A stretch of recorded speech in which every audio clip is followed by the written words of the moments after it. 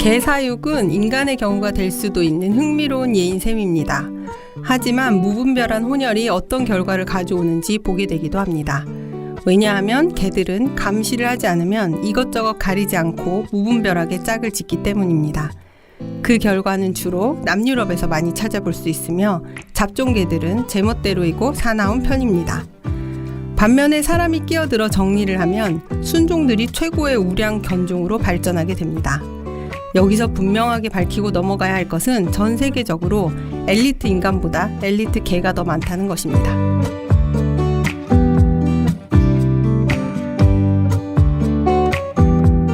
어른과 아이 그 사이 어디쯤에서 고군분투하고 있을 우리들의 사춘기에 대해 책으로 이야기를 나누어 보는 우리가 사랑하는 사춘기 우사사 47번째 이야기를 지금부터 시작하겠습니다.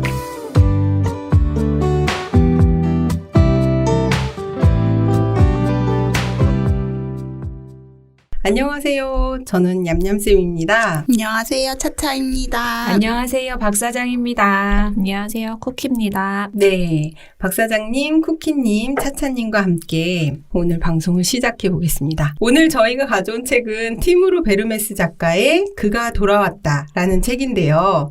당최 여기서 그가 누구인지 쿠키님의 책 이야기를 먼저 들어보고 이야기 나누어 보도록 하겠습니다. 네, 이 책은요, 인류 역사상 악명이 굉장히 높은 인물이라고 할 수 있는 히틀러의 얘기입니다. 그라는 것은 곧 히틀러를 말해요. 이 책은요, 처음에 히틀러가 자기 집 앞에서 깨어나는 장면에서 시작이 돼요.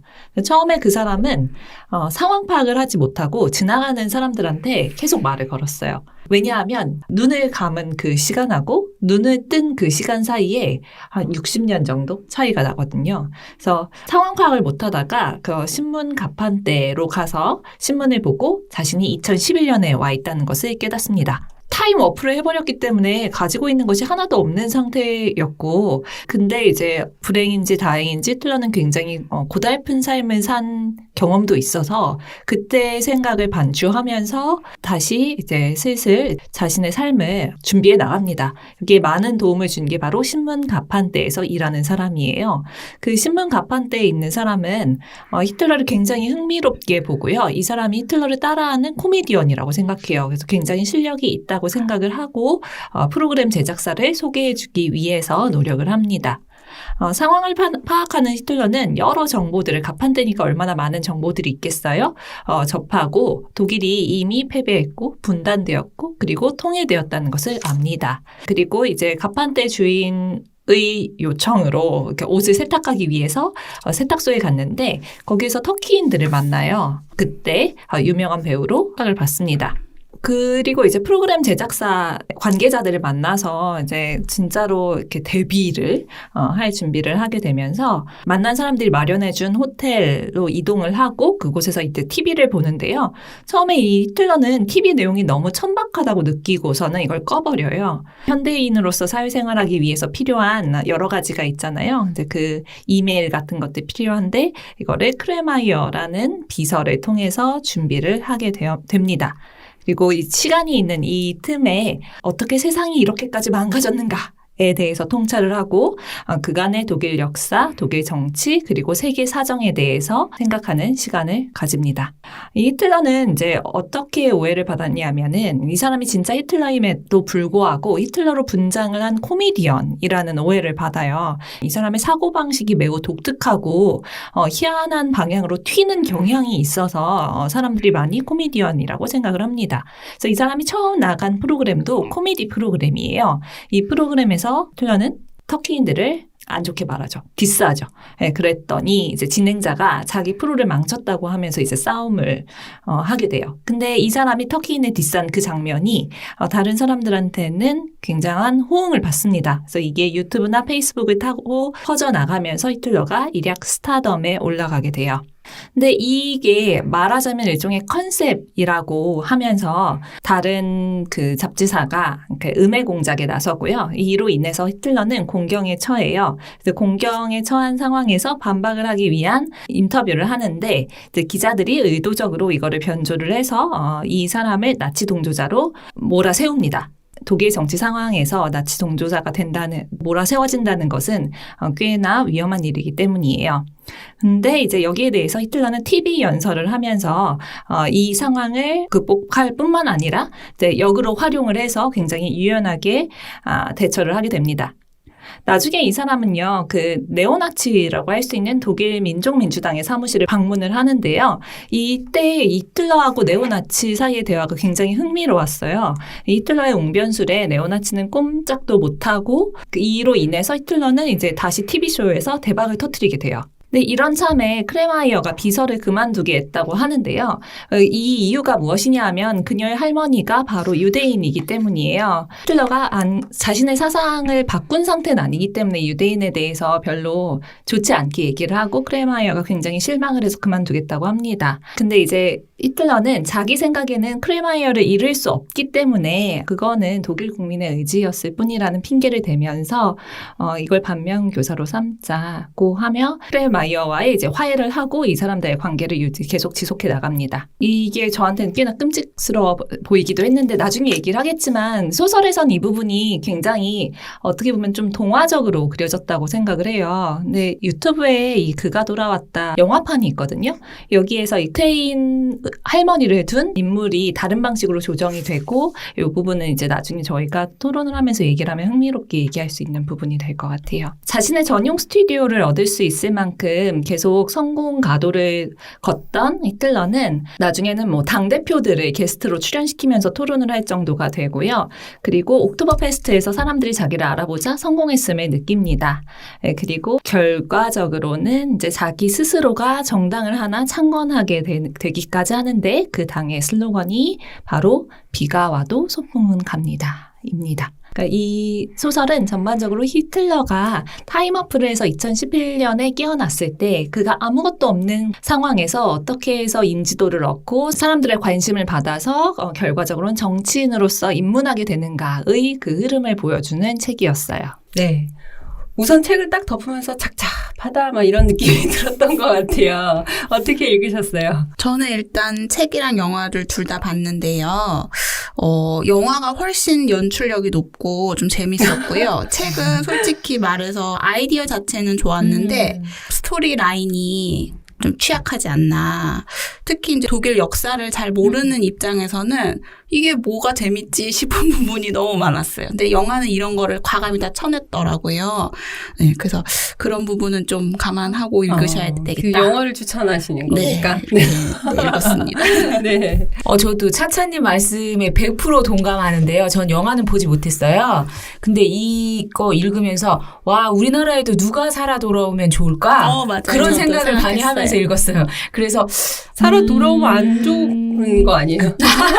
누가 좀 비슷할까? 이런. 누가 비슷할까? 누가 살아 돌아오면 좋을까? 안 좋은 인물도 있지만 저는 꼭 돌아왔으면 하는 인물도 있어가지고. 네네네. 저는 세종대왕님이 네네. 현대 살아계시면은 물어보고 싶은 거 너무 많고 너무 재밌을 것 같거든요. 사심 아닙니까?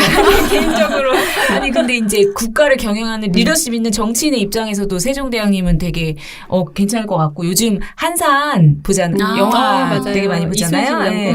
그래서 리더십 어떻게 국가를 이끌어가야 하는가 그런 생각 많이 하면서 읽었고 근데 제가 또 아쉬웠던 거는 그 독일의 문화나 역사 아까 말씀하신 것처럼 좀 많이 알면 책이 더 재밌을 것 같아요. 책이 훨씬 더 재밌었을 텐데 내가 이해를 못하나? 이렇게 하면서 계속 찾아보면서 읽어서 조금 시간이 걸렸어요. 네.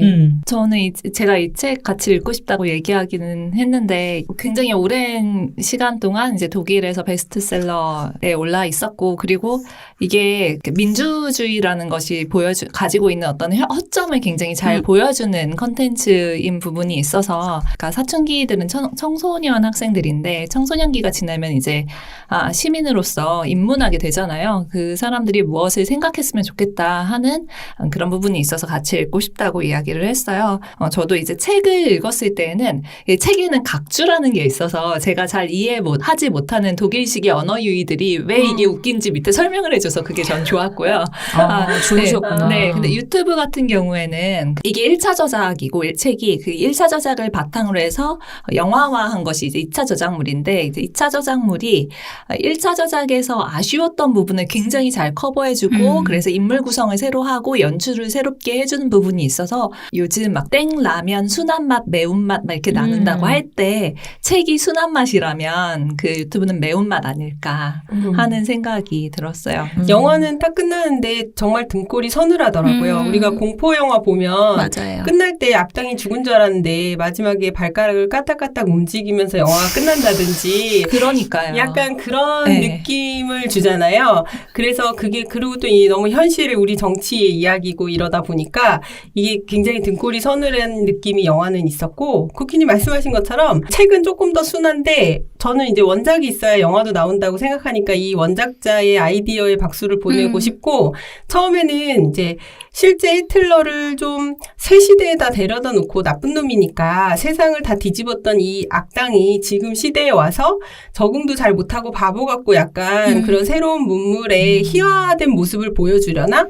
좀 약간 뻔한 스토리려나? 라고 생각했는데 사실 그렇지 않잖아요. 그 히틀러가 가지고 있는 언변과 당시의 언변술. 사람들을 이렇게 선동할 수 있었던 히틀러가 가지고 있는 좋은 건 아니지만 엄청난 뭐라 그럴까요? 그 능력도 있죠. 그것도. 근데 그거를 새 시대에 맞춰서 굉장히 기회주의자처럼 잘 잡아내고 그런 걸 너무너무 잘 구현한 거예요. 그래서 그런 면에서 되게 이 책을 쓰신 분도 대단하다. 뭐 이런 생각이 들더라고요. 근데 청소년들 중에는 히틀러가 선거로 뽑힌 인물이라는 걸 모르는 학생들도 꽤 많아요. 그러니까 독재자로서의 이미지가 굉장히 강하기 때문에 뭐 이렇게 쿠데타를 일으켜서 된 것처럼 생각하는 학생들도 많아서 히틀러 같은 위험 인물이 사실은 투표로 뽑힌 그쵸. 인물이었다 하는 부분은 항상 경각심을 가지고 경각심을 네. 갖게 하죠. 근데 모든 우리나라 역사도 그렇고 외국도 그렇고 어떤 독재자들이 다 쿠데타로만 정권을 집권하진 않거든요. 국민들이 어쨌든 그 순간에 그렇게 투표를 하고 그 사람에게 권력을 쥐어주는 거죠. 악이 실현됐을 때 이게 개인의 문제인가라는 거는 꼭 우리가 진짜 말씀하신 대로 경각심을 가지고 좀 생각해 봐야 되는 것 같아요. 네, 맞아요. 그리고 이제 보편적으로 인류가 가지고 있는 그 불안감이 있잖아요. 그 불안감 중에 대표적인 게 이방인에 대한 불안감인데 이걸 굉장히 잘 활용한 이용하죠. 사람이고 그리고 지금 다시 정계에 진출할 때도 그걸 굉장히 잘 활용하죠. 그렇죠. 네. 우리가 차별, 배제, 혐오 이런 거에 대해서 항상 생각하고 이제 그게 결국에는 나에 대한 차별과 배제와 혐오가 될 수 있다는 것에 대해서도 항상 생각해야 될 문제인데 그게 또 굉장히 큰 약점이어서 누군가를 배제하거나 혐오하거나 차별함으로써 본인이 특권을 가질 수 있을 거라는 그런 본능적 욕구? 뭐 이런 것들을 굉장히 캐치를 잘하는 거예요, 히틀러가. 그것도 그렇고 그 약간의 자기 우월주의와 이기심을 그냥 디폴트 값으로 가지고 있는 있죠. 네, 그게 그래서 굉장히 근데 저는 또 놀랐던 게 히틀러가 독일인이라고 생각했었거든요. 아니에요. 오스트리아. 네, 오스트리아인이에요. 그게 되게 저는 이 책 보고 처음 알았어요. 이런 뭐 독일인 아니었어? 막 그런 생각이 들면서 되게 깜짝 놀랐어요. 네, 맞아요. 근데 우리나라에도 그런 부분이 있는지 모르겠지만 저는 그 오스트리아 여행을 할 때 기차에서 어떤 얘기를 들었냐면요. 이제 제가 막 스누피 앞에 전면 그려져 있는 후드티 입고 다니고 그래서 청소년인 줄 알았던 것 같아요. 그래서 그 어른들이 되게 친절하게 해주셨어요. 애가 혼자 여행하나 보다 막 이러고. 네, 하면서 너 오스트리아 여기가 어느 나라인 줄 알아? 저한테 이러시는 거예요. 그래서 여기 오스트리아죠. 이랬더니 오스트리아가 아니라 오스트리케야. 왜냐하면 우리는 게르만어를 쓰기 때문에 우리나라는 게르만어로 말해줘야 돼. 라고 하는 남성분을 만났어요. 근데 그분이 말씀하시기를 게르만 민족의 정수는 오스트리아에 있다.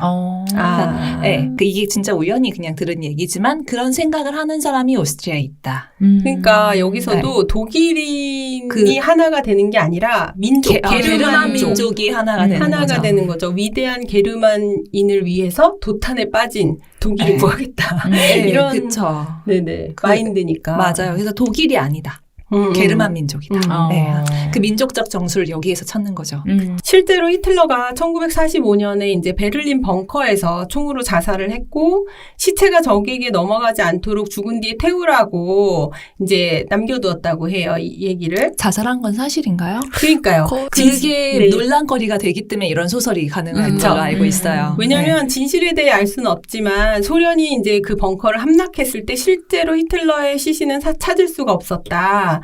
근데 이제 그거를 소련도 이용하죠. 이제 시체를 뭐 태웠다, 뭐 그러니까 일부러 공개하지 않았다, 뭐 여러 가지 얘기는 많은 것 같아요.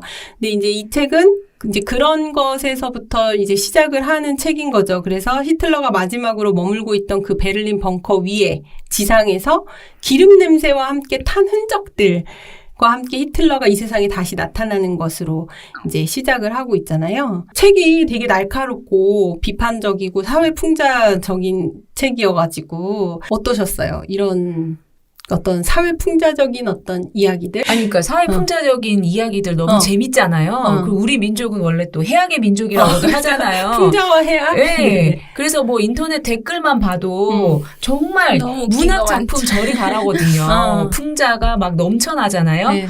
근데 전 사실 여기 나오는 풍자는 그게 문화 차이인가 봐요. 문화 차이인가 봐요. 너무 그러니까 제가 생각했어요. 그래서 풍자와 해악이라고 하는 우리가 문학에서 여러 가지 느끼잖아요. 문학이 아니고 일상생활에서도 정서로서.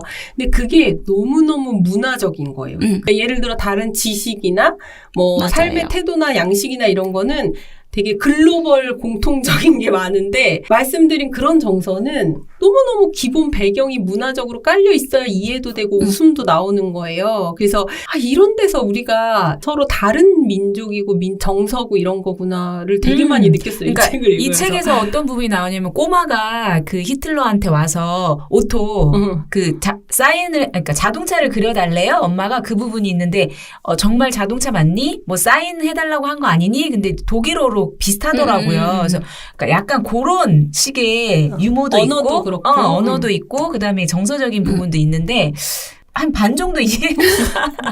이 책이 언어 유희를 굉장히 잘 활용해서 이야기를 많아요. 그런 부분이 그렇게 있는데 이끌어가고 그게 동상이몽을 보여주잖아요. 그러니까 A라는 단어를 말했는데 B로 알아듣는 그런 상황이 컨셉이었는데 우리가 독일어를 모르니까 이게 한 번에 확 와닿지 않는 거죠. 그래서 찾아보고 한 번 네. 더 각주를 보고 이래야 네. 됐던 것 같고. 네, 맞아요. 근데 이게 그 번역할 때도 원본에 있었던 언어 유희 같은 걸 상당히 많이 걷어냈대요. 맞아요. 맞아요. 이게 많이 소거됐다고 하더라고요. 그래서 독일어를 할 줄 아시면 원본을 보는 보면 거를 더 재밌다고. 재밌긴 할 텐데 우리는 독일어를 못하기 모르는 걸로. 네. 역사도 내가 진짜 독일의 역사는 잘 모르는구나. 그러니까 우리가 큰 그건 알지만 네, 가까운 중국, 일본, 이제 우리나라 주변 국가에 대해서는 많이 그래도 듣고 문학 작품을 읽어도 좀 알고 이러는데 여기서 뭐 이렇게 그러니까 자기 비서를 딱 보면서 1916년 서부전선에서 당신보다 더 생기 있어 보이는 시신들을 많이 봤지.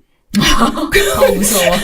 그러면 이게 1916년 서부전선은 잘 모르겠는 거예요. 그러니까 이제 그게 확 와닿지는 않는다는 거. 그리고 그런 어려움이 전 있었어요, 그쵸. 솔직히. 그리고 인물들 그 다양한 그 시대의 인물들이 나오잖아요. 엄청 많이 나오잖아요. 좀 알고 있었으면 되게 많이 우리 되게 와닿았겠다. 우리의 무식을 고백하는 자리. 우리는 히틀러밖에 몰라. 히틀러랑 처칠 정도. 나머지는 다. 근데 이제 저는 이거 읽으면서 제일 크게 와닿았던 거는 지금 히틀러라는 인물로 이렇게 나와 있지만 사실 우리 현실 세계에서 미디어에 이렇게 많이 그건 선동되잖아요. 네. 그래서 그거가 저는 제일 크게 와닿았던 것 같아요. 히틀러가 이렇게 말로써 그 시대, 지금 현대 사람들의 이렇게 시선도 빼앗고 한쪽 방향으로 이렇게 선동해 가는 게 있잖아요. 근데 지금은 그 역할을 미디어가 다 하고 있구나. 그리고 이제 그런 미디어를 되게 활용을 잘 하잖아요. 히틀러가 그 되게 순식간에 파악하고. 그래서 여기서 이제 히틀러가 어떤 방송에 처음에 나갔을 때 그 진행자가 되게 반발해요. 그 히틀러의 모습을 보고 저 정신병자다 약간 이렇게 생각하고 근데 그것 때문에 이제 히틀러를 출연시킨 제작사에서 걱정을 하거든요. 아, 어떡하지? 진행자가 저렇게 싫어해서 다음에 나갈 수 있을까라고 하는데 히틀러가 얘기를 하는 거예요. 그는 조직을 무시할 수 없으니 게임 규칙에 따라야겠지. 규칙은 60년 전이나 지금이나 항상 똑같소. 그건 변하지 않으니까. 그러니까 이게 미디어의 생리, 상업적인 어떤 소비자들의 욕구 이런 것들에 대해서 히틀러가 그 당시나 지금이나 너무나 잘 파악하고 있고 그리고 사실 그걸 더 깊게 파고 들어가면 사람의 심리인 거죠. 그쵸. 그쵸. 그래서 저 이런 부분에서 되게 소름 돋더라고요. 너무 정확히 알고 있는 거예요. 그런 정치적인 역학관계, 대중의 선택 이런 것들을. 제가 지난 학기에 했던 수업 중에서 여론과 군중에 관련된 것이 있었는데 그게 진짜 근대의 흐름에서 이어지더라고요. 크게 바뀌지 않는 부분이 있어서 어쨌든 군중선동을 해서 여러 가지를 만들어내 온 역사들이 있잖아요. 그쵸. 네, 그런 내용들이 그렇죠. 그런 부분이 이 네. 책에서 굉장히 잘 나타나 있죠. 네, 옛날에는 군중선동을 하고 여론을 이렇게 이끌어갔던 것이 라디오나 신문지였다면 지금은 말씀하신 그런 여러 인터넷 미디어들이 그 역할을 담당을 하는 거고 히틀러가 되게 좋아해요. 인터넷 세계에 들어가면서 맞아요. 오 이거 진짜 잘 활용할 수 있겠다 너무 좋은 이러면서 수단이구나. 옛날에도 이런 게 있었으면 내가 한 방에 사람들을 다 끌어모을 수 있었는데 막 이러면서 되게 좋아하잖아요. 그리고 막 위키미디어 그걸 보면서 나무 위키로 지식을 다 쌓으면서 그래서 너무 요즘 애들답지 않나요? 너무 요즘 애들 나와가지고. 근데 또 놀라운 점이 이렇게 자기가 사람들이 돈을 받지도 않고 자발적으로 이렇게 모든 정보를 제공한다는 걸 되게 좋아하면서 옛날엔 정보가 돈이었던 시절이지만 지금은 트래픽이 돈이기 때문에 요즘 애들하고 비슷하다고 하셨잖아요. 이게 진짜 그거 되게 날카로운 것 같아요. 이렇게 예를 들어 남녀를 갈라치기 하거나 일부러 거친 말과 욕설과 비방을 해서 이제 유튜브의 좋아요 수를 늘리고. 근데 그게 저는 요즘 젊은이들의 특성일 수도 있지만 사실은 기성세대가 그런 조장의 장을 만들어 놨다고 생각해요. 저는 자극적인 것을 찾고 내 편, 이 편을 가르려고 하고 이런 건 약간 본성적이라고 보거든요. 우리가 교육을 받든 뭘 하든 극복해야 되는 야만성이라고 사실은 생각해요. 그렇죠. 네, 근데 남아있는 거죠, 기질적으로. 근데 그걸 활용해서 정치적인 우위를 점하려는 사람들이 있는 거죠. 전 그게 무서운 것 같아요. 인간은 맞아요. 신념을 위해서도 죽을 수 있다는 거. 자기 믿음을 위해서 자기를 희생시킬 수 있다는 게 되게 무서운 것 같아요. 남들도 죽게 하고. 그게 이제 철저하게 자기의 사고방식의 기저에 깔려 있어서 이 사람은 자신이 무엇이 문제인지 모르는 상황인 거예요. 자기가 뭘 잘못하고 있는지도 모르고 뭐가 문제인지도 모르는 상황에서 자기는 옳은 일을 하고 있는 거죠. 현재 자기 의지하에 자기 신념에 맞는. 그렇죠. 그래서 그 당시 지금 현대 사람들이 보면 이건 풍자다, 코미디다 이렇게 느낄 수밖에 없는 거죠.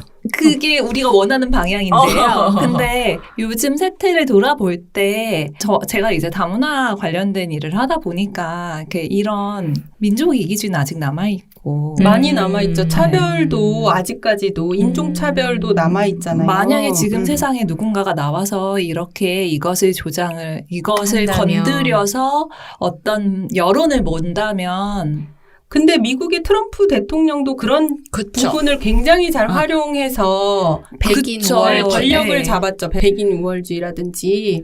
그러니까 지금 현재도 없는 일은 아닌 거예요. 우리나라에서도 충분히 가능하다. 그러니까 이게 섬뜩한 거죠. 이걸 딱 덮었을 때 맞아요. 섬뜩함은 사실 여기서 오는 거예요. 이게 우리도 가능하겠다. 와, 근데 참 이런 절대 권력의 집단 안에 내가 들어갈 거라는 확신은 또 어떻게 생각하는지 국민의 입장에서 저는 그런 게 딱 시작될 때부터 불안할 것 같은데 저기서 내가 공격 대상이 되겠구나. 그래서 인종이 엄청 파워가 있는 것 같아요. 확실히 게르만족은 나는 게르만족이면 100% 확실한 거고 백인이면은 백인인 거잖아요. 그러니까 배제될 일이 없고 그래서 지금도 아주 그게 힘을 가지고 있는 게 무서운 것 같아요. 그래서 그 사람들은 그렇게도 생각을 하죠. 내가 백인 남성인데 왜 이렇게 살아야 돼? 가 사실 인종주의자들이 가지고 있는. 그러니까 내가 백인 남성인데 왜 유색인종보다 못 경제적으로 힘들어야 돼? 막 맞아요. 이런 그리고 생각을 저 하는 사람들이 거죠. 나의 일자리를 뺏었어. 말도 안 되는 생각인데 그게 먹힌다는 게 끔찍한 일이죠. 끔찍하죠, 진짜. 그리고 또 하나 조금 진지하게 생각해 보면 우리가 생각하는 그런 민주주의가 우리가 올바른 방향이라는 걸 알지만 민주주의는 기다려야 되고 다른 사람의 말을 들어야 되고 존중하고 배려하다 보면 내 것을 내려놓거나 희생해야 되는 국면도 있고 이런 답답함을 견뎌야만 우리가 얻을 수 있는 거다 보니까 일상생활 속에서 그런 답답함을 풀어줄 누군가 되게 기다리는 측면이 있는 것 같아요. 속 시원하게 막 누가 막 영웅처럼 나타나서 해결해주고 명확하게 책임져주고 히틀러가 자기가 그런 사람이라고 생각하잖아요. 분명하게 이끌어줄 손길이 필요하다 막 이러면서. 그렇죠. 민주주의는 한 사안에 대해서 모두가 진지하게 고민하고 고민한 내용을 함께 나누었을 때 답을 찾을 수 있는 게 이제 민주주의인데 근데 우리가 모두 다 그런 진지한 고민을 할 수 있는 사람인가에서부터 회의가 드는 거죠. 그럴 시간이 있는가? 그런 고민할 역량이 있는가? 누구나 그만한 의향이 있는가? 누군가에게 떠맡기고 나는 일상만 영위하면 그렇죠. 된다고 생각하는 게 현대에도 엄청나게 많잖아요. 우리 주변국도 맞아요. 보면 러시아나 우리나라도 뭐 그런 면이 있을 수 있고 일본도 마찬가지고. 그런 고민을 남에게 떠맡기는 순간 내 자유도 그 사람한테 반납하는 거와 다를 바가 없는데 그래서 여기서 히틀러가 현대에 왔을 때도 여기 소설에서도 히틀러가 텔레비전에서 요리 방송 나오는 거 보면서 계속 분개하잖아요. 도대체 사람들에게 이제 뭘 하기 위해서 저렇게 요리 방송만 정신없이 내보내는가. 그러니까 사람들의 눈을 가리고 일상에 지치게 하고 이러면서 어쨌든 그 사람들의 자유를 나에게 다 이제 맡기게 해버리는 그 상황을 만들어내는 굉장한 능력을 가지고 있죠, 히틀러는. 그래서 어떤 미국의 여론 전문가인 사람은 민주주의가 애초에 불가능했다. 왜냐하면 사람들은 그걸 그렇게 잘 생각할 시간적 여유가 없다. 라고 했대요. 이거 너무 또 공감되는 말이기도 하죠. 이렇게 중요한 결정을 사람들이 함께 모여서 하면 좋겠지만 이 중요한 결정을 위해서 생각하고 고민할 시간들이 그들에게 다 충분하게 있는 게 아니다. 야, 네. 이 책이 근데 논란도 있었어요. 그러니까 히틀러를 일부분 옹호할 수도 있다. 히틀러 인간적인 면모를 보여줌으로써 독자들에게 오히려 히틀러를 더 좋은 사람으로 인식하게 만들지 않나 그런 논란도 있더라고요. 그것도 저도 이제 봤는데 저는 또 한편은 어떤 생각이 들었냐면 이렇게 풍자가 풍자인지 모르는 사람들이 있거든요. 그게 뭐냐면 옛날에 우리 그 문학사의 대표적인 풍자 작가가 채만식이잖아요. 채만식의 소설들이 치숙, 출판될 수 있었던 이유 중에 하나가 친일 그쵸. 관계자들이 이게 풍자인 줄 몰랐대요. 그런 사람들이 있을까봐 그게 불안한 거예요. 이거를 비판적 관점에서 풍자적으로 읽어야 되는데 그러지 않고 여기 동조할까봐. 네, 동조할까봐. 그래, 맞아. 이렇게 생각할 수 있지, 이러면서. 네, 멋모르고 동조할까봐. 할까봐. 자민족. 순종이 좋지. 이렇게. 그럴까봐. 아니, 그래서 그 독일이 되게 철저하게 전쟁 이후에 그렇죠. 역사적인 교육을 굉장히 철저하게 했는데 영화를 찍을 때 되게 동조하고 히틀러식 인사하고 막 그런 사람들이 있어서 놀랬다고 하잖아요. 유튜브에 그 영상 있잖아요. 저 못 봤어요. 네, 유튜브에 그 영화 찍을 때 일반 약간, 시민들이 그렇게. 나오는. 근데 우리가 항상 그런 건 진짜 있는 것 같아요. 교육은 사실 인간 진화의 결과이잖아요. 진보와 진화의 결과라고 생각하는데 글로 가려고 할 때 꼭 거기에 반대급부. 반발하고 싶은 심리는 인간 누구나한테 있는데 그걸 반발하기에 제일 좋은 제도가 학교인 것 같아요. 그런 걸 표출하기에 맞아요. 되게 좋잖아요. 왜냐하면 위험 부담이 적거든요. 그쵸. 그렇게 반발을 했을 때 그래서 항상 네. 그럴 수 있어요. 맞아요. 이제 그럴 때 자꾸 같이 이야기를 해야죠. 이게 그 영화가 넷플릭스에 있다가 내려가기도 하고 이 소설이 다른 나라로 번역될 때에도 다른 나라에서 번역될 때도 많은 부분이 조정된다고 해요. 근데 이게 바로 그런 문제 때문에 조정되지 않는가. 히틀러가 쓴 저서가 아직 이렇게 금서 반열에 올라 있는 것도 그런 맥락이 아닌가. 네. 왜냐하면 말은 언변이 너무 뛰어나기 때문에 자기도 모르게 거기에 그렇지 막 이러면서 현혹될 수 있는 거고 조금이라도 그런 단초를 가지고 있는 사람은 동조해버리면은 걷잡을 수 없게 될 가능성이 있다라는 거죠. 실제로 그 인터넷에 아직도 그 백인 우월주의 사이트들이 검색이 되잖아요. 많을걸요? 그거를 많죠. 보고 흑인 교회에 총기 난사를 한 살인범들이 있는 판국에 이런 영화나 저서들이 그런 상황을 만들 것을 우려하는 거죠. 네. 충분히 우려가 되는 것 같아요. 여기서 보면은 되게 멋들어지게 무례한 연설이다라는 말이 나오거든요. 우리가 알고 있는 인간에 대한 예의라고는 찾아볼 수 없지만 그게 굉장히 멋들어진 말로 포장이 돼 있어서 실제로 히틀러의 연설 자체가 엄청 구어적이고 서민적이어서 공감대를 막 형성하는 것처럼 했대요. 그리고 사람들이 이제 그 말을 듣고 있으면 뭔가 혼란스러워요. 이 책도 연설을 듣고 있으면 도대체 무슨 말이야 하는데 그러면서 그냥 그럴듯한데? 뭐 이렇게 약간 생각하면. 그런 느낌이 되게 드는 거예요. 트럼프 생각이 네. 났어요.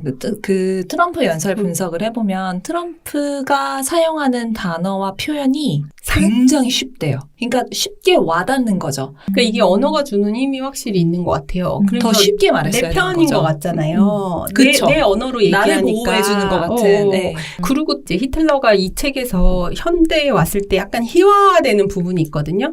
그러면 이 사람의 생각에 동조하진 않아도 희화화되는 것에 대한 동정심이 일 때가 있어요. 그런 동정심도 저는 좀 싫더라고요. 그러니까 이 사람은 그렇게 동정할 수 있는 대상은 아니죠. 그러니까 정말 아니죠. 근데도 이 책을 읽다 보면은 약간 불쌍해 보이거나 그쵸. 그렇게 아니면 귀여워 보인다. 맞아요. 네, 우스꽝스러워 보이는 모습에 그 네. 사람에게 약간의 뭔가 마음이 가거나 이런 거 자체가 저는 되게 조심스럽다라는 생각을 해가지고 저희가 하지 말아야 될 책을 한 건가요? 근데 실제로 이 책이 절판됐더라고요. 이북으로 지금 있죠. 근데 유튜브에서 계속 볼 수 있는 상황이고요. 제가 이걸 그냥 영화를? 읽었으면 하는 이유는 애들이 들어가는 커뮤니티에 이게 캡처가 돼가지고 쩌르륵 올라와요. 유튜브에 올라와 있는 영화가 캡처가 돼서 쩌르륵 올라올 때 거기에 대해 그러니까 이게 막는다고 능사가 아니거든요. 사실은 위험하고 우리가 조심해야 될 부분일수록 오픈해서 얘기하고 거기에 대한 맞아요. 사회적 경향성을 만들어줄 필요가 있어요. 맞아요. 이게 학생들이 들어가는 커뮤니티나 인터넷 사이트에 이것이 장면 캡처가 쭈르륵 붙어가지고 줄거리 서술이 되고 거기에 대한 어떤 논의가 이루어진다는 거는 간과할 수는 없는 부분이죠. 그러니까 저는 이거에 대해서 말씀하신 대로 오픈하고 이야기하면서 사실은 민주주의라면서 왜 이거는 인정 못해? 뭐 이러는 말 자체가 가지고 있는 허점이 뭔가에 대해 같이 얘기할 수 있어야 된다고 생각해요. 민주주의라는 거는 모두를 다 존중하는 건 아니잖아요. 서로가 존중받을 때 서로를 존중하는 거지. 그러니까 이제 그런 어떤 의미를 얘기하는 거라든지 왜 우리가 이런 것들에 굉장히 쉽게 넘어가는지 그런 것도 같이 좀 비판적으로 생각해 보는 거 필요한 것 같아요. 말씀하신 대로. 또 하나 이 책은 그 독자를 참 괴롭히는 책이구나 라는 생각을 했는데 책 자체가 괴로웠던 거는 우선 서술자가 히틀러예요. 그러니까 히틀러한테 이입이 돼서 이걸 읽게 되는데 사실 우리가 가진 가치관은 그렇지 않잖아요. 그 차이에서 오는 내적인 분투 과정이 되게 지속돼요. 읽으면서. 그 첫 번째가 그거였고 두 번째는 히틀러가 여기서는 진짜 히틀러잖아요. 근데 그걸 바라보는 대중들의 입장에선 그가 연극을 하고 있다고 생각해요. 그 두 시각을 계속 견지해야 되는 거예요. 책을 읽는 내내. 그래서 히틀러는 진짜를 말하고 있고 대중들은 저거를 이제 농담처럼 받아들이면서도 생활 속에 흡수해버리는 그 두 가지의 그 시선을 계속 견지하면서 책을 읽어야 돼서 이게 참 안팎으로 책을 읽는 내내 너무 많은 에너지를 쏟았다 이런 생각이 들더라고요. 쉽게 읽히는 책은 아닌 것 같아요. 네, 원래 믿을 수 없는 서술자를 둔 책들은 쉽게 읽을 수가 없어요. 이거는 대표적인 믿을 수 없는 서술자의 책인 거죠. 그래서 채만식 소설류가 당대 사람들한테 얼마나 어려웠을까. 우리야 이미 그쪽 편에서 이렇게 완전 이렇게 하나를 정하고 나서 이 책을 읽으니까 쉬운데 좀 더 평이하게 와닿을 수 있는데 그때는 한창 혼란의 시기잖아요. 혼란의 시기, 혼란의 관점을 가지고 이거를 풍자적으로 읽어야 되니 얼마나 어려웠을까 하는 생각이 들었어요. 그러네요, 진짜. 말씀하신 믿을 수 없는 그 서술자를 우리가 책을 읽을 때 어떤 식으로 받아들이고 대하는가 이런 것도 그 개념을 갖고 있을 때와 갖고 있지 않을 때가 다르니까 우리가 책 읽는 어떤 훈련 그런 걸로도 좋은 것 같아요. 맞아요. 또 믿을 수 없는 서술자를 둔 책을 읽었을 때의 장점 중에 하나는 왜 믿을 수 없고 내가 이 사람한테 반대해야 하는지가 확고해지는 게 그걸 확고하게 세우고 싶은 욕망이 좀 들기도 해요. 이거 욕망 많이 들더라고요. 너무 화났어요. 네. 자기 의식이나 정체성 뭐 이런 것들을 가다듬는 시간이 되는 거고 그게 그 독자 자신한테도 큰 챌린지가 되는 거죠. 저는 우리나라 상황에 빗대어서 생각해 볼 수밖에 없잖아요. 그래서 아까 박 사장님께서 그가 누구가 될까 만약에 한국이라면 그런 것도 당연히 생각해 봤고 우리나라 정치 상황 같은 경우에는 그가 돌아왔다 보다는 그 당이 돌아왔다인 것 같아요. 너무 당 중심으로 돼 있어가지고. 네, 그래서 항상 이제 지속되어 오는 당이 바뀌었다가 또 바뀌었다가 하잖아요. 당의 정체성이 개인의 정체성보다 더 강하다. 그런 생각 때문이신 것 같아요. 우리나라 그치. 지금 현재의 문화가. 근데 저는 이게 히틀러 개인의 서사이긴 하지만 이 사람이 맞아요. 이런 구심력을 만들 수 있는 것은 어떤 집단과 그 사회에 남아있는 불씨들을 모을 수 있었기 때문이죠. 그렇죠. 물론 히틀러가 아니었으면 그 지경까지 되지 않았겠지만 히틀러가 나올 수 있었던 토대는 완벽하게 상황이 돼 있었던 것도 사실이니까. 저희 그러면은 이제 접어두고 싶은 페이지 읽고 내용 마무리 지어볼까요? 아까 줄거리 말씀하실 때 좀 겹친 부분이 있는 것 같은데요. 저는 이 부분이 되게 충격적이었거든요. 이 소설에서. 히틀러의 비서거든요. 크레마이어 양이 그 할머니가 유대인 학살 때문에 가족이 전부 죽었어요. 그래서 그 부분에 대해서 이제 얘기를 하면서 크레마이어 형이 나는 이제 비서를 할 수 없다 이런 얘기를 하니까 이제 설득하려고 하는 부분인데요. 여기 보면 크레마이어 양은 눈을 동그랗게 뜨고 이해할 수 없다는 표정으로 내 얼굴을 바라봤다. 그렇게 말씀하시면 안 돼요. 국민의 의지라니요? 우리 할머니 가족이 죽는 게 국민의 뜻이라고요? 그건 전범 재판에 기소된 사람들의 생각이죠. 뉘른베르크 재판 말이에요.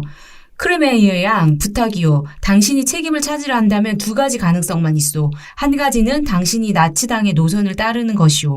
이 말은 책임을 진다는 것인데 총통 국가에서 책임을 지는 사람은 바로 총통 한 사람이지 다른 누구도 아니오. 그게 아니라면 당신은 당시 총통을 뽑았던 사람들 그리고 그 총통을 선거에서 떨어뜨리지 않은 사람들에게 유죄 판결을 내려야 하오.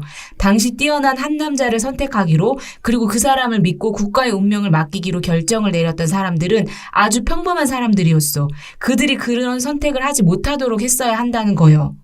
이런 부분이 있거든요. 굉장히 무서운 부분이었어요.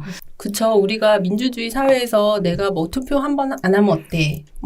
근데 그 힘 자체가 얼마나 무서울 수 있는지, 자기가 얼마나 소중한 권한을 갖고 있는지 생각해 볼 필요가 있는 것 같아요. 저도 여기 연장선 상에서요, 우리가 어떤 의사결정을 남한테 미루는 것, 특히 독재자한테 미루는 것의 위험성을 얘기했잖아요. 그 부분이 나타난 부분인데요. 병사들은 주인 잃은 고양이를 불길을 헤쳐가며 구하는가 하면 몇 주 동안 아껴둔 배급 식량을 고양이와 나눠 먹기도 한다.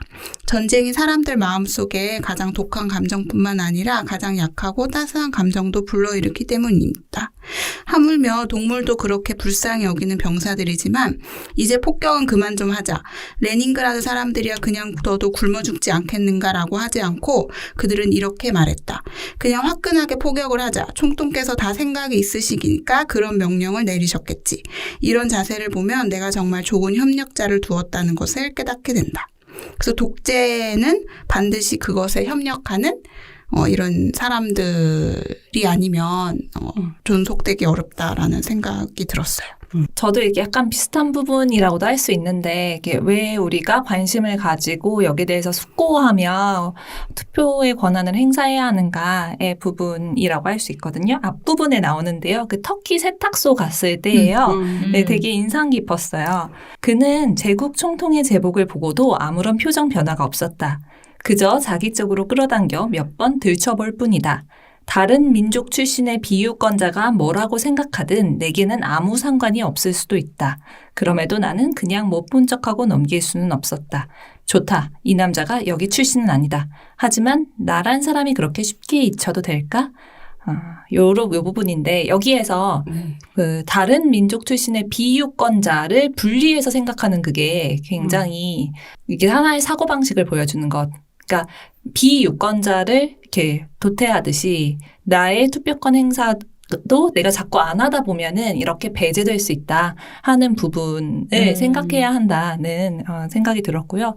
그 유태인 관련해서 그 유태인 할머니 관련해서는 책보다 영화가 굉장히 더 현실적으로 그렸고 그리고 거기에 대한 그 섬뜩한 그 사고방식도 더 잘 보여줬고 이 영화에서는 할머니가 그 히틀러를 보자마자 알아보거든요. 나는 맞아요. 당신을 못 알아볼 수가 없다.